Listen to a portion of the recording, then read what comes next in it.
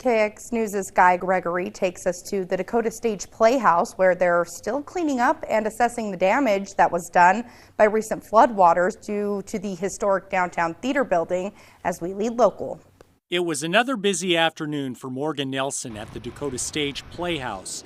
She was taking calls and preparing for upcoming events when she first saw water cascading down through the light fixtures into her basement office.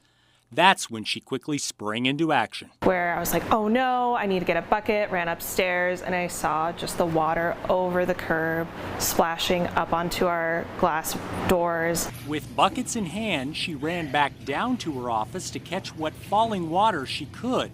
And then she ran back upstairs trying to stop the water coming in from the doors. Obviously that didn't work very well.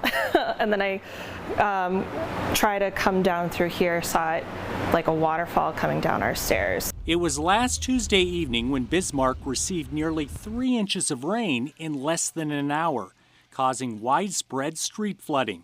Several inches of water came raging down the street, and the overflow came over the sidewalk, running through the entrance of the theater. Rainwater also flooded the alleyway behind the playhouse, flowing down the stairs into the backstage area and down into the basement of the historic building, causing extensive damage to the walls and floors. We're going to need to be replacing sheetrock, carpets. We've already tore up some carpets backstage from the alley water. Volunteers helped staff to mop up and pump out all the standing water they could. We're looking for a remediation company, water damage remediation, to come in and do a professional clean on the building and just make sure there's no outstanding issues. They will have to have the damaged areas professionally cleaned and restored.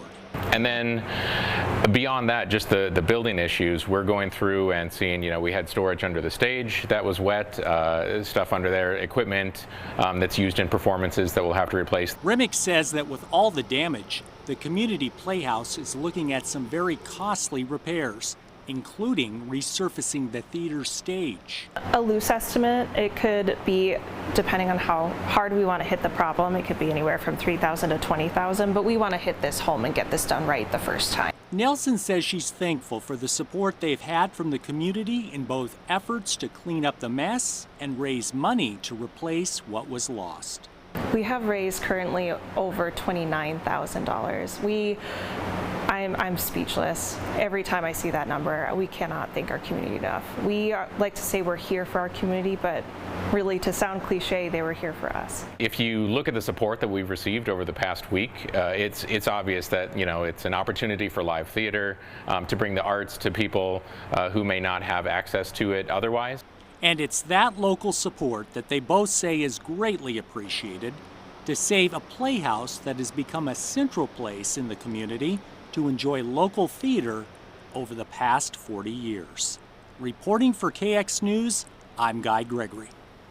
Although the Dakota Stage Playhouse has received some generous contributions to pay for the restoration work on the building, Nelson says they could use more financial help since some equipment was also damaged and needs to be replaced. If you would like to help out, you can find out how by clicking on this story over on our website at kxnet.com.